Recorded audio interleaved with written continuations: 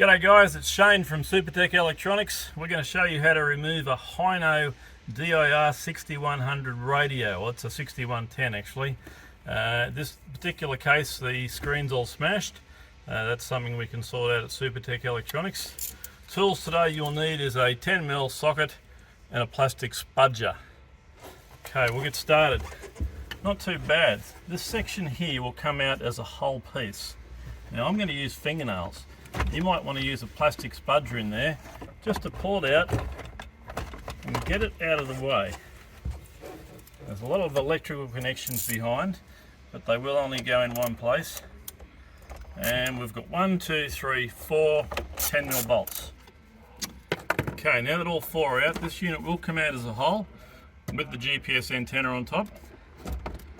And we're going to gently pry it forward. And it is held in with quite a few electrical connections. Don't panic, they only go in one way, and you will get a little more leeway as you unplug things. First thing I'm going to unplug is the antenna. That just unplugs. Okay, now we've unplugged all our electrical connections. This guy here is removed by pressing 2 side pins and pulling it towards the front of the car. This guy here has got that one big one,